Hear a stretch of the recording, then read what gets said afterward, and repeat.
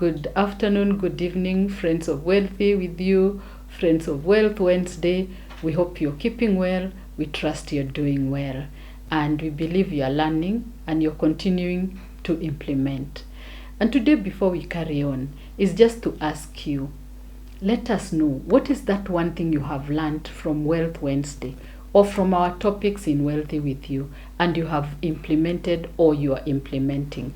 I've had a lot of people writing to me directly and saying, this one has taught me this way, this is what I am doing, but help others also to learn. Let us know, what is the one thing since you started interacting with Wealth Wednesday or Wealthy with you, something that you're implementing and you can see it is contributing towards transforming your personal economic journey. If you remember, when we started engaging on Wealthy with you, we started by saying this year 2023 is the year that we are going to put efforts to take steps to transform our personal lives economically. And we believe we have kept our part of the bargain. Every Wednesday we are here with something that you can pick, you go and run with it in the simplest of ways, implement and start that journey towards transforming your own life. So let us know the one thing that you have learned, the one thing that you're practicing, and it is contributing towards that transformation. So last week we started looking at the chama, and we saw the 3 or 4 most important things of a chama. And we said a chama is a powerful tool for saving. You can use the chama to harness your resources for investment. A chama can help you in the merry-go-round. And a chama is a place for socialization. Following that topic, there are people who reached out to me and told me, Lucy, you know me, when I got into a chama, it left a bitter taste in my mouth. I didn't have a good experience of it. Or Lucy, me, I just didn't like the way I've seen chamas do, and so I'm not in any chama. So what would you advise me to look out for if I want to look for a chama to join?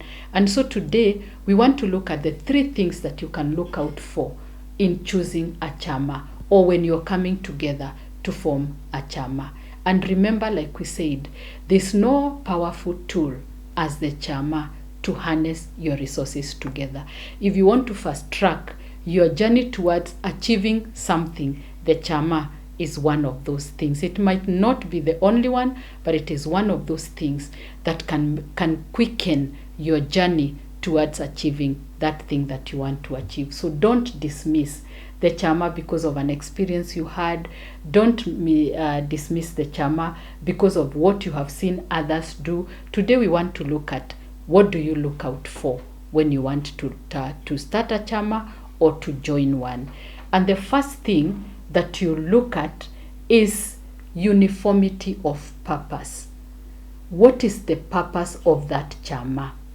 So that, for example, if the chama that people are calling you to join is just for merry-go-round, we have seen this item that all of us want to buy. Probably you want to changa pesa, and even all of you, each person in the chama is able to buy a car. So instead of going to take a loan, you decide, let's 10 of us come together, contribute this amount of money, give to one person, let them buy one and buy their car.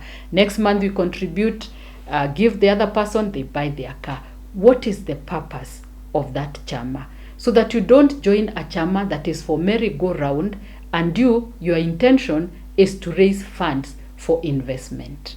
So you must be sure that the chama that you're joining addresses your purpose, or the purpose for which you think you want to join a chama.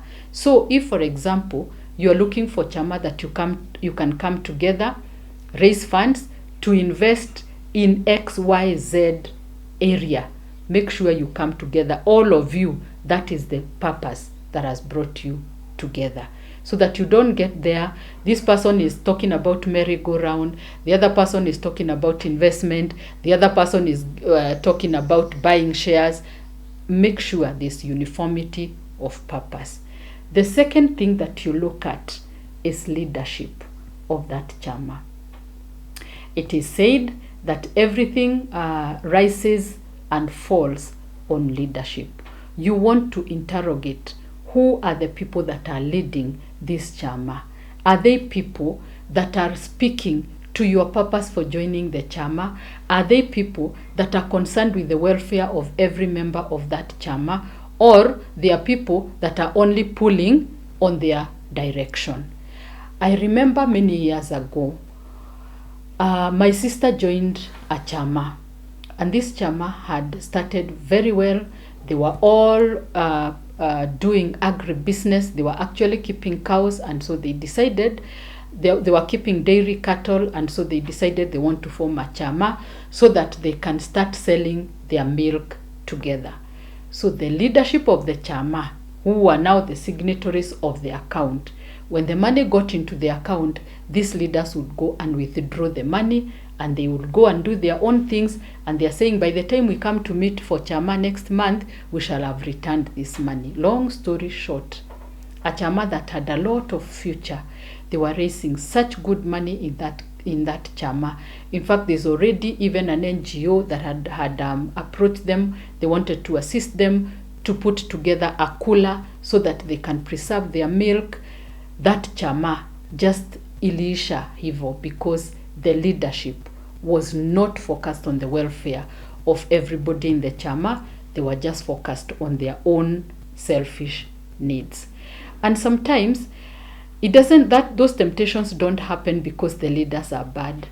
They'll be meaning very well. You're a signatory to the account, you get an emergency, and you just talk to your fellow leaders and you tell them, let's withdraw this money, I sort out my needs, by the time we are meeting for chama, I will pay. Not knowing that by the time you're getting to the chama, you might not have the funds. That is how the chama flops. So leadership, it must be somebody who you thoroughly trust. It must be somebody who respects the values of the chama. It must be somebody who you know they are not going to take advantage of their leadership position to enrich themselves with the contributions of people. So leadership. And number 3, governance. What sort of governance mechanisms are in place? Does that chama have a constitution that guides if somebody fails to contribute, what happens to them? If somebody fails to attend the chama, what happens to them? A constitution that guides all of you. Because when something starts going wrong, then you will fall back on the constitution. And that constitution is the one that is going to determine what is the recourse for somebody who does this or fails to do this. So governance. So 3 things you must look out. 1 is the uniformity of purpose. That chama must be addressing your own purpose for wanting to get into a chama. If it is not, do not get into that chama thinking you're going to change them so that they can change direction and start going your direction. Make sure from the word go that chama is addressing the purpose. Number 2 is leadership. Who are the leaders in this chama? Are they for the welfare of everybody, or they are those people that will easily shortchange everybody when they are in problems? And number 3, governance. Make sure in your chama you have rules, you have a constitution, and it doesn't have to be complicated. It can be just simple rules that you sit down all of you and agree 1, 2, 3, 4, 5. These are the rules that are going to govern this chama. These are the rules that will be applied on everybody, so that today you are not applying this rule to this person and tomorrow you are applying this rule to the other person. So those are some of the things you need to consider before you can decide to join a chama. And by all means, like I have said, the chama is one of the most powerful tools to fast track your wealth creation journey.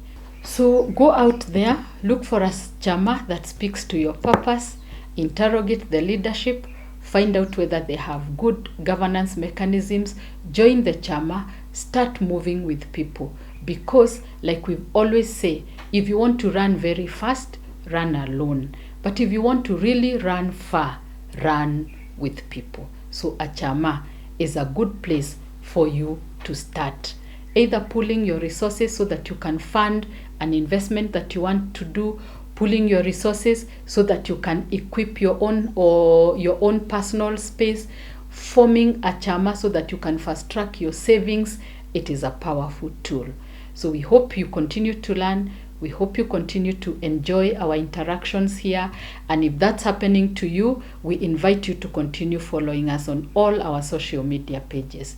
We are on Facebook as Wealthy With You. We are on YouTube as Wealthy With You. We are even on TikTok and Instagram as Wealthy With You. So follow us. Let's continue learning. Let's continue implementing. And let's watch our lives get transformed. Goodbye. See you next time.